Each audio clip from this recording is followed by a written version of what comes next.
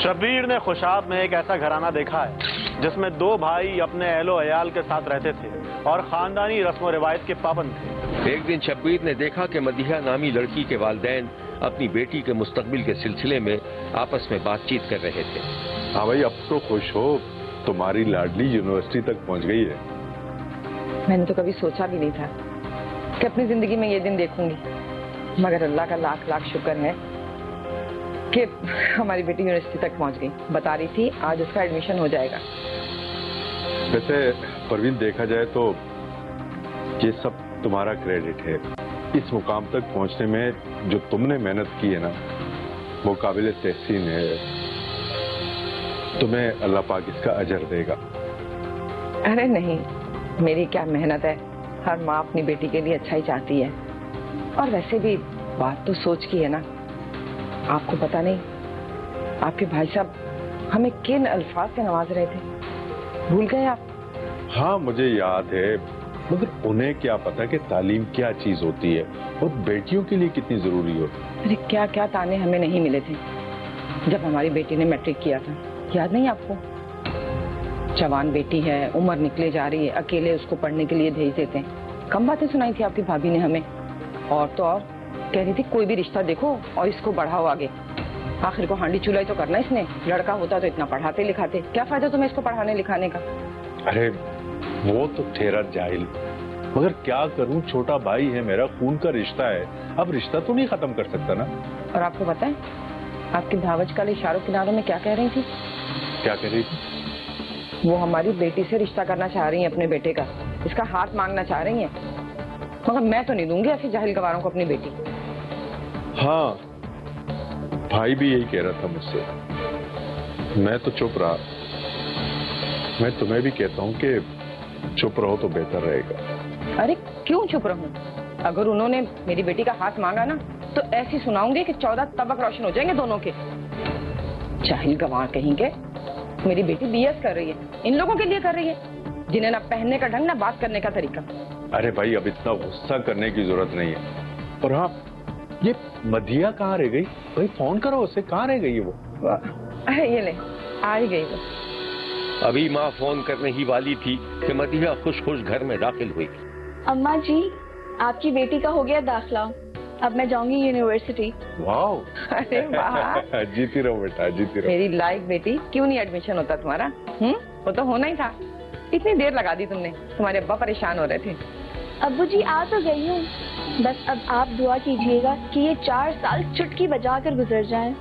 देख लीजिएगा, बेटी हूँ आपकी, लेकिन बेटे से कम नहीं हूँ। अरे बेटा, ये 4 साल भी चुटकियों की तरह गुजर जाएंगे। और हाँ, ये खुशखबरी अपनी चची को जरूर सुनाओ, बहुत खुश होंगी वो। कोई जरूरत नहीं है जाने की, उनको क्या पता तालीम क्या होती है। खुशी खुशी खबर सुनाने जाएगी और उल्टा वो 4 लफ्ज इसको और सुना के वापस भेज देंगी, सारी खुशी तबाह कर देंगी वो। अरे अम्मा, आप टेंशन नहीं लें, मैं अभी बता के आई। हो ही ना जाए वो खुशी। तो क्यों इतना गुस्सा करती हो? खुशी का मौका है भाई, एंजॉय करो। मदीहा बड़े से आंगन में दौड़ती हुई सामने वाले घर में चली गई जो एक ही अहाते में वाक़ था और उसकी चची वहाँ रहती थी। चाची, आज क्या बना रही हैं आप? चावल बना रही हूँ। और तू इतना खुश खुश क्यों आ रही है? खैरियत? चाची, वो बात ही इतनी खुशी की है, असल में मेरा यूनिवर्सिटी में एडमिशन हो गया। ओह, मुबारक हो तुझे। तूने क्या करना इतना पढ़ लिख के? तेरा चाचा कह रहा है तेरी मंगनी का तेरी तहसीन से। क्या है यार चाची, सारा मूड ही खराब कर दिया आपने।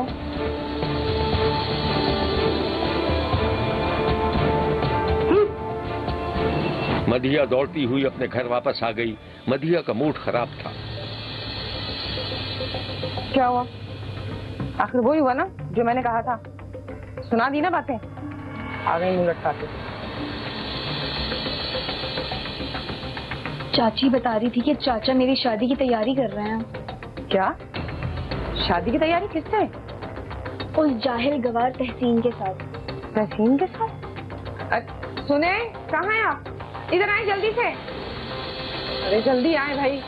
मदीहा का बाप बीवी की आवाज सुनकर आ तो गया, मगर ज्यादा परेशान नहीं था। पूछा इससे आपकी बाबत क्या कह रही थी? आपका भाई जाहिल गंवार बेटे के साथ अपने इसकी शादी की तैयारियों में मसरूफ है। आपने कोई बात की थी उससे? बिल्कुल पागल हूँ, कि मैं उससे ऐसी कोई बात करूंगा? फिर वो सब क्यों कर रहा है? अब्बू जी मैं बता रही हूँ, चाचा चाची जैसा सोच रहे ना वैसा कुछ भी नहीं होने वाला। ऐसा कुछ नहीं होगा, कुछ नहीं होगा ऐसा। तुम जाओ, जाओ आराम, जाओ अपने कमरे में।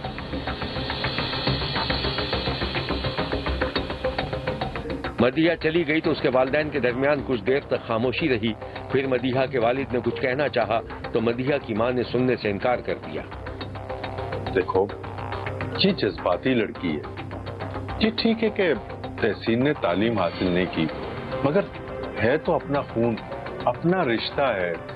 अगर मेरे भाई ने ये सोच लिया है तो क्या बुरा किया है? सबसे बड़ी बात कि हमारी बेटी वहां राज करेगी, राज। ये क्या कह रहे हैं आप?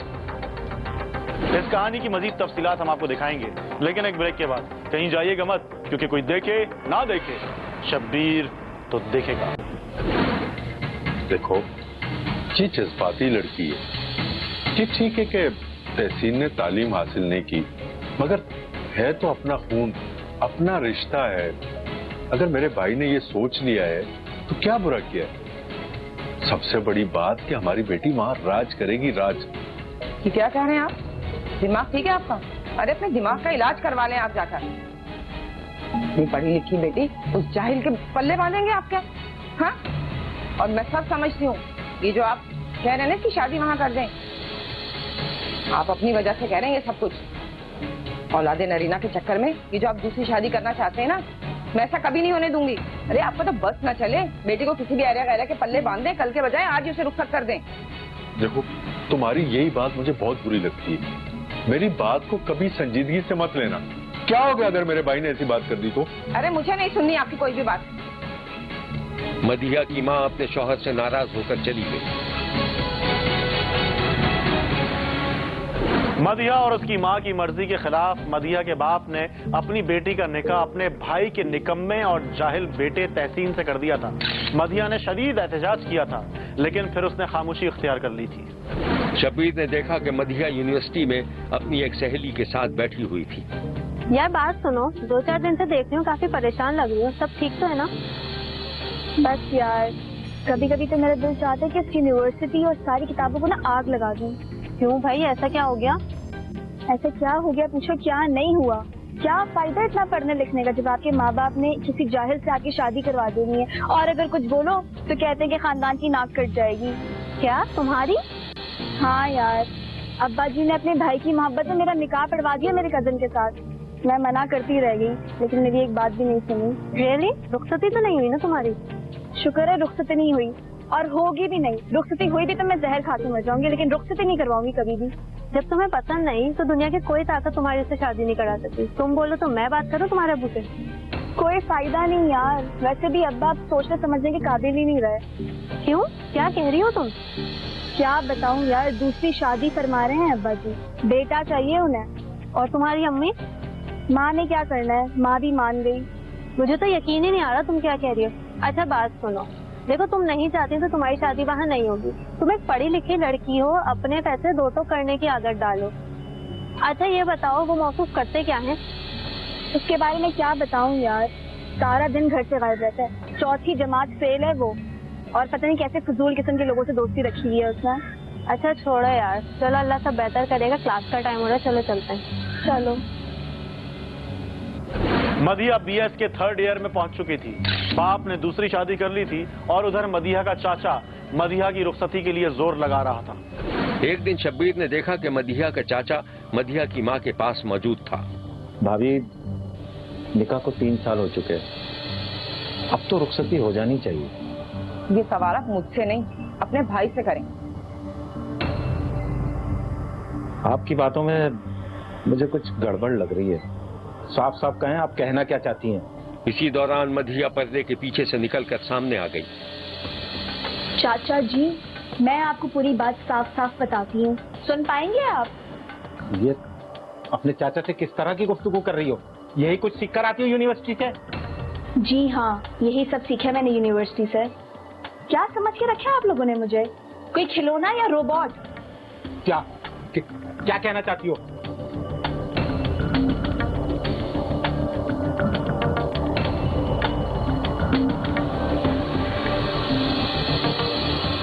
नहीं करूंगी मैं ये शादी, खुला ले लूंगी।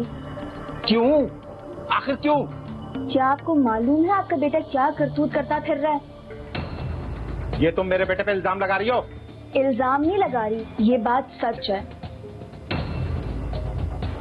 कल मौसूफ मेरी यूनिवर्सिटी आए थे। जब मैं घर वापस आ रही थी तो जबरदस्ती मेरा हाथ पकड़ा और घर ले जाने की कोशिश कर रहा था। अभी तक मेरे हाथ में दर्द हो रहा है। अरे अरे, तो इसमें कौन सी बुराई है भाई? आखिर शोहर है वो तुम्हारा। शौहर नहीं है वो, गुंडाए बदमाश है, एक नंबर का जाहिल है। और उसको बता दीजिएगा, अगर अगली बार उसने ऐसी कोई हरकत की ना तो मैं सीधा पुलिस थाने जाके ना उसके खिलाफ रिपोर्ट दर्ज करवा दूंगी। चुप हो जाओ, चलो जाओ अपने कमरे में। मर्द से कैसे बात कर रही है? ठीक है भाभी, मैं भी देखता हूँ कि कौन रोकता है इस रुखसती को।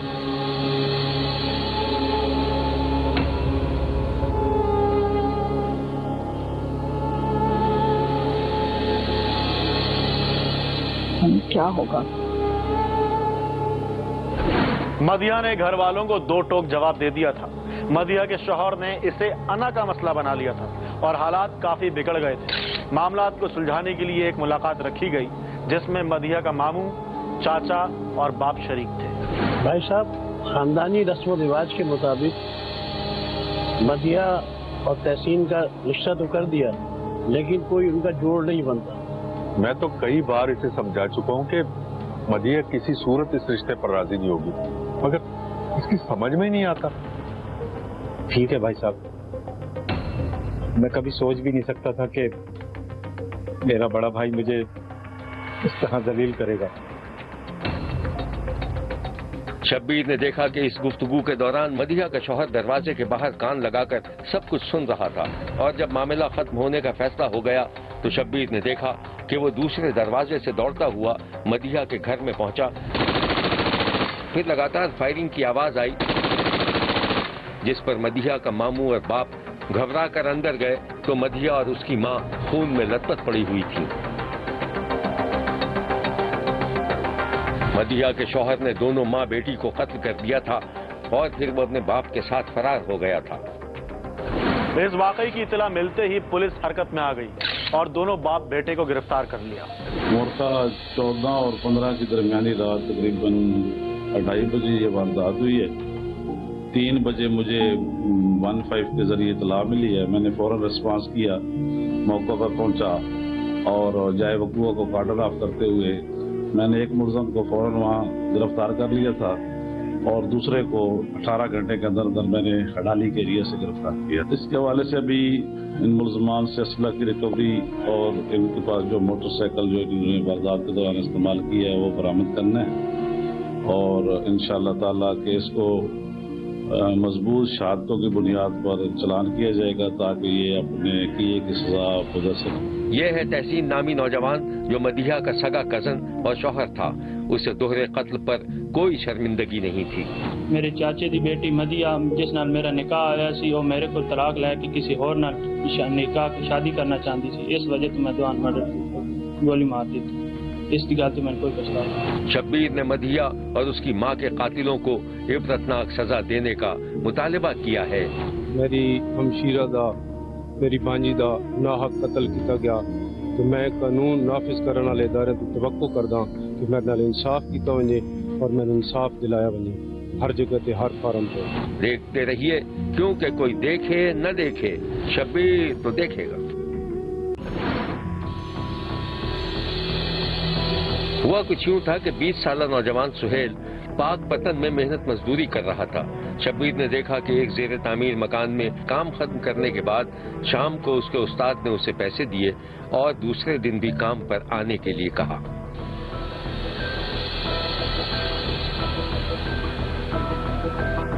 हाँ भाई, इधर आ भाई।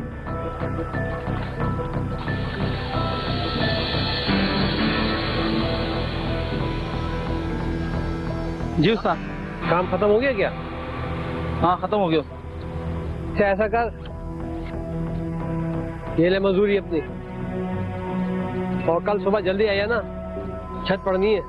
तो उस्ताद मैं ऐसा करता हूँ ना, मैं यहीं सो जाता हूँ। क्या तेरा घर नहीं है यहाँ पर? साथ घर तो है मेरा, खाने वाल में है। यहाँ पाकपतन में तो मैं अकेला रहता हूँ। यहाँ चारपाई तो नहीं है।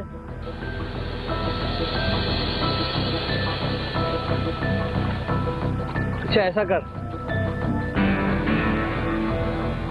तू मेरे साथ घर चल, तेरे सोने का कोई बंदोबस्त करता हूँ। सुबह जल्दी आना है ना यार। हाँ चलो सर, ठीक है चल। शब्बीर ने देखा कि सुहेल और उसका मेहनतकश उस्ताद जल्द ही ठिकाने पर पहुंच गए थे। आजा भाई, ये रही चारपाई और आनंद, मुंह धो ले और मैं तेरी रोटी का बंदोबस्त करता हूँ। ठीक है? ठीक है सर।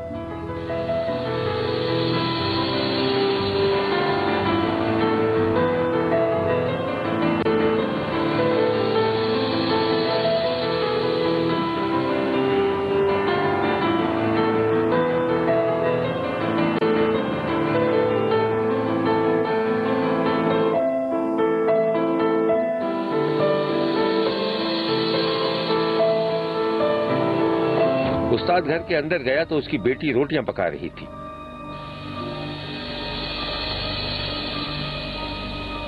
महनाज, बेटा 2 रोटी ज्यादा पका लेना, मेहमान आया है। जी।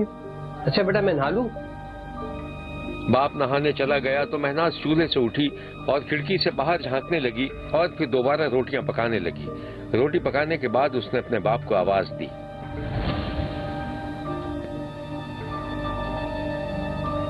अब्बा रोटी तैयार है, मेहमान को दे दूं? हाँ बेटा, उसको पानी भी दे देना साथ। जी अब्बा।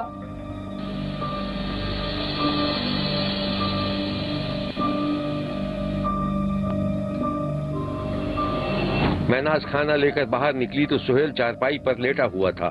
लड़की को देखा तो वो उछल कर बैठ गया। वो अब्बा ने रोटी भिजवाई है। अब शुक्रिया शुक्रिया। तुम उस्ताद की बेटी हो? जी। तुम मुसाफिर हो? हाँ मुसाफिर ही समझे। वैसे खानेवाल में मैं जमींदार, यहाँ तो मैं किसी और काम से आया था। तुम्हारे अब्बा से मुलाकात हो गई। अच्छा, वो अब्बा ने कहा था पानी भी दे दूं, मैं पानी लेकर आ रही हूँ। बहुत शुक्रिया।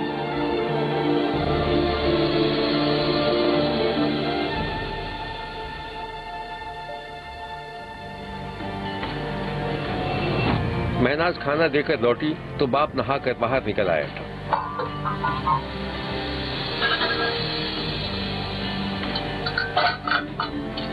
हाँ बेटा, रोटी दे दी? जी अब्बा। वैसे ना बेचारा बड़ा ही मस्कीन लग रहा है। हाँ कहता तो है कि मेरी जमीनें भी हैं, लेकिन हमें उससे क्या। हाँ हमें उससे क्या। अच्छा अब्बा रोटी दूं आपको? हाँ बेटा, जीती रहे।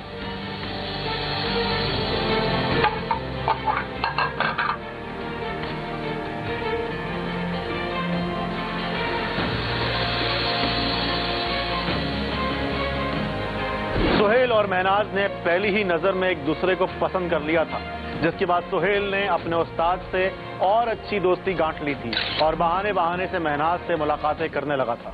एक दिन शब्बीर ने देखा कि महनाज और सुहेल एक पुलिया पर बैठे हुए थे। यार तुम अपने बाप से बात तो करके देखो। वैसे भी मैं कंगला कोई हूँ। अरे वो तो मेरे अब्बा से मेरी मुमारी हो गई थी तो सब छोड़ छाड़ के यहाँ आ गया। फिर सब ठीक हो जाए। पता नहीं कब होगा। तुमसे वादा है, एक बार शादी होने दो, शादी के बाद तुम्हें बहुत ऐशो और आराम में रखूंगा मैं। शादी होगी तब ना। अरे तुम अपने अब्बा से बात तो करके देखो, वरना दूसरा रास्ता भी है मेरे पास। दूसरा रास्ता? वो क्या है? Court marriage. तुम पागल हो क्या, मरवाओगे मुझे? वैसे भी देर हो रही है, मैं जा रही हूँ। अरे सुनो। हाँ जा रही हूँ मैं। बात तो सुनो। सुहेल और महनाज ने खामोशी से कोर्ट मैरिज कर ली थी और सुहेल उसे मुल्तान ले आया और महल्ला अमीराबाद पीरा गायब रोड पर एक मकान किराए पर लेकर रहने लगा। एक दिन शब्बीर ने देखा कि सुहेल घर आया तो उसकी बीवी का मूड ऑफ था।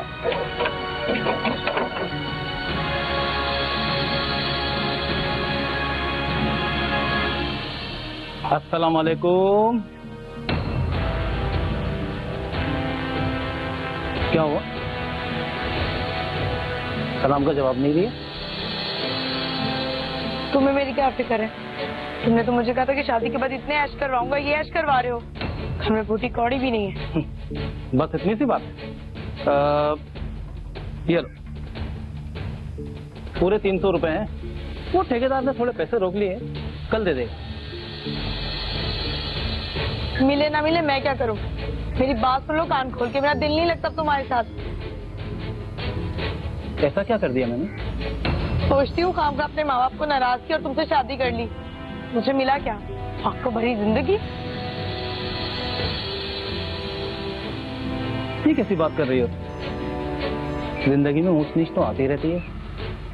और फिर तुम ये क्यों बोल रही हो कि हम दोनों एक दूसरे से मोहब्बत भी तो करते हैं? अब कुछ कहूंगी ना तो तुम्हारा मुंह बन जाएगा। जितनी मोहब्बत ही ना हो चुकी तो सिर्फ तुम्हारे साथ गुजारा कर रही हूँ। तुम चाहती क्या हो? मेरी जान छोड़ दो। अब मैं इतना बुरा हो गया?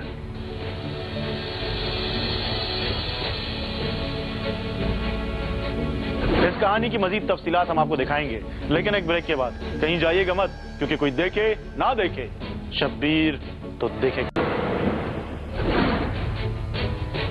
ऐसा क्या कर दिया मैंने?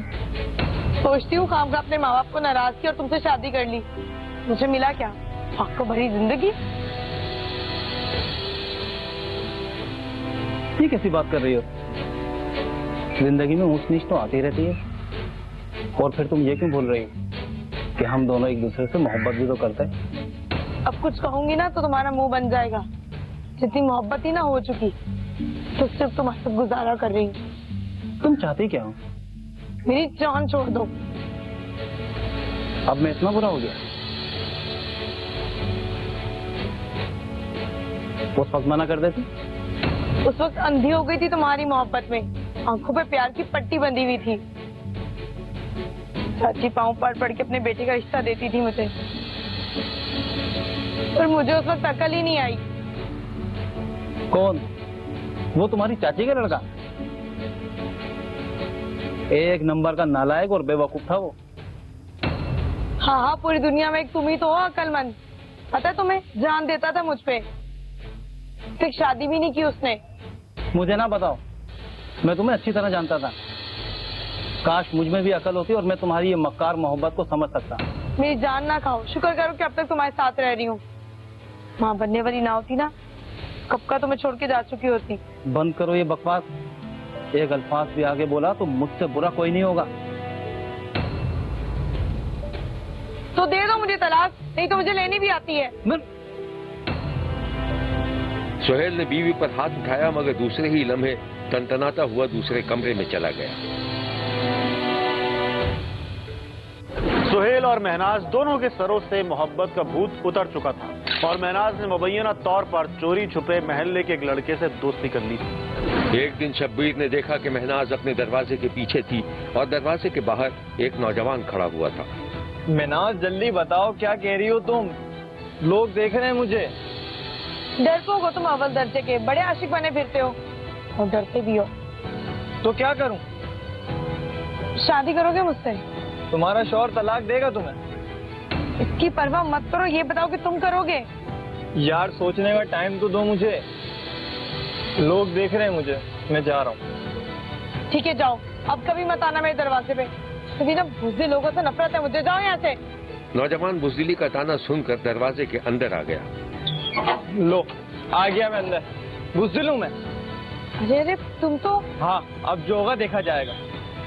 चलो जाओ यहाँ से, निकलो इसी वक्त, क़यामत आ जाएगी यार। नहीं जाना मुझे। पक्का प्रॉमिस, मैं तुम्हें कल कॉल करके खुद बुलाऊंगी। प्लीज अभी चले जाओ, प्लीज प्लीज चले जाओ।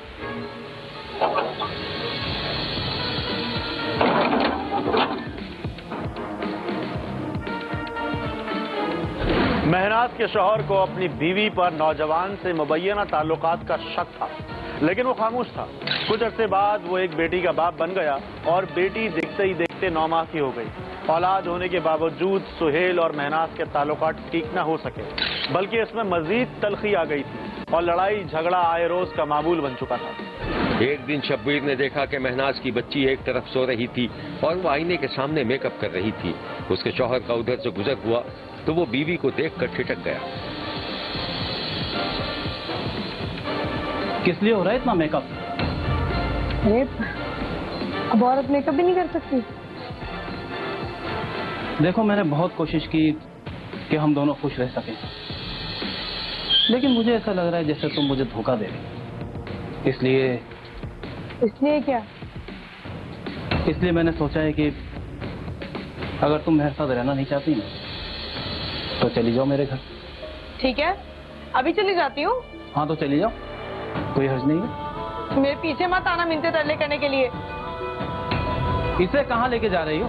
तुम लगती क्या हो इसकी? शब्बीर ने देखा कि महनाज ने मुड़कर अपनी बच्ची को गोद में उठाया तो उसके शौहर ने बच्ची उससे छीन ली। माँ हूँ मैं इसकी माँ। तुम कौन हो इसके? मैं इसका बाप हूँ। लाओ इधर। तो तुम्हें किसने कह दिया कि तुम इसके बाप हो? क्या मतलब? मतलब ये कि नाम बताओ इसके बाप का। लाओ दो इसे। मेरी बेटी है ये, बकवास करती है। शब्बीर ने देखा कि सुहेल ने अपनी बीवी पर हाथ उठाया और उसे धक्का देकर गिरा दिया। सुहेल अपनी ही बेटी के बाप ना होने का ताना सुनकर तैश में आ गया था और उसने चाकू से वार करके अपनी बीवी को कत्ल कर दिया था और बेटी को लेकर अपने वालिदैन के घर भाग गया था। शब्बीर ने देखा कि सुहेल डरा सहमा बेटी को गोद में लिए घर में दाखिल हुआ तो मां से उसका सामना हो गया। अरे कौन है? अरे सुहेल तुम? और ये कौन है? ये तुम्हारी पोती अम्मा। और इसकी माँ? इसकी माँ मर गई अम्मा, खुदकुशी कर ली उसने। ये लो तुम इसे संभालो, मैं आता हूँ। अरे सुहेल के अब्बा सुन रहे हो ये क्या कह रहा है? इधर तो आओ। हाँ ठीक है, मैंने सुन भी लिया और देख भी लिया है। इसे बोल कि अपनी बेटी ले और यहाँ से जाए और इस घर में इसकी अब कोई जरूरत नहीं है।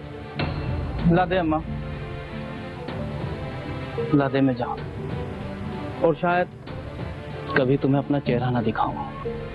हाँ ठीक है, मत दिखाना। सुहेल के अब्बा रोको इसे। खामोश हो जाओ।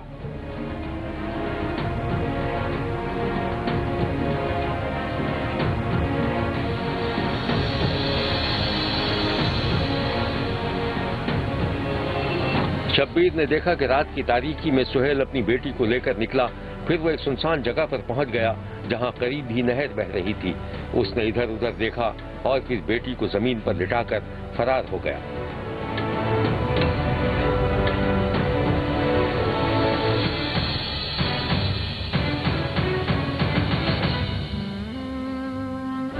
उधर पुलिस ने इत्तला मिलने के बाद महनाज की लाश कब्जे में ले ली थी और कातिल को तलाश कर रही थी कि नहर से सुहेल की बेटी की भी लाश मिल गई।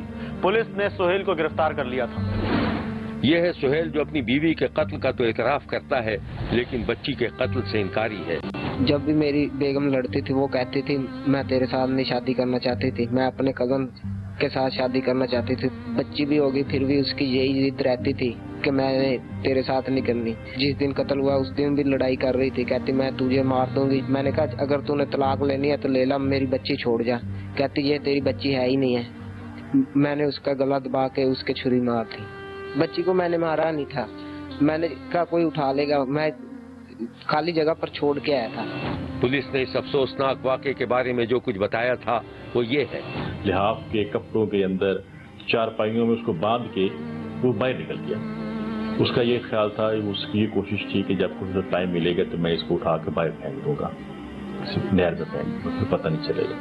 वहां से वो वापस आया तो उसने कॉल की कि मेरी बीवी जो वो लापता है। वो जब पुलिस मौके पे गई तो जब प्रोब किया, थोड़े से सवाल जब शुरू किए तो ब्रेक हो गया। उसने बताया फिर उसी वक्त उसी की निशानदेही पर वहीं पर उसकी बीवी, उसकी लाश हमने बिस्तर के अंदर से निकाली, उसको पकड़ा और बाद में ये पता चला कि इसकी एक छोटी सी बेटी भी है, वो भी नहीं मिल रही। तफ्तीश उसकी जारी रखी। उसने बताया जी वो मैं नहर जनाब पे उसके किनारे उसको फेंक दिया। पुलिस वहाँ पे मौके पे गई, वहाँ पे उसकी जब डेड बॉडी मिली, 9-10 माह की बच्ची थी, डेड बॉडी मिली। उसने कहा ये मैंने ब्याह फेंक दिया, इस वजह से इसकी ये सारा ये हालात वाक़यात थे। और अब इस वक्त जो मुलजिम है वो जेल में है। तमाम जो हमारे शहादतें वो इकट्ठी हो चुकी हैं, हमने एविडेंस सारी लेके कलेक्ट करके सफर मिसल पर लाकर उसको अपना अदालत में पेश कर दिया। इसी इस्लाम है कि बच्ची की जो लाश है ना, 3 दिन बाद वहां से अमाम ने 15 पे कॉल की, मुजफ्फराबाद पुलिस पहुंच गई। उन्होंने बच्ची उठाई, उन्होंने 174 की कार्रवाई की, पोस्टमार्टम कराया, हमें भी बताया। फिर इसको हाथ कड़ी मराकर वहां ले गए सादखाने में, और इसकी जो बहन थी अशरफ की बीवी जो यहाँ अमीराबाद रहते थे वो भी साथ गई, अशरफ भी साथ गया, ये गई, उन्होंने देखा वही थी। फिर इसके कपड़े कस्बा वहाँ जो है ना, इसके जो कपड़े थे वहाँ शेरशाह अस्पताल जो है ना मुजफ्फराबाद, वहाँ उसके कपड़े थे। फिर कपड़े शनाख्त हो गए, फिर उन्होंने बता दिया, इसने भी बता दिया।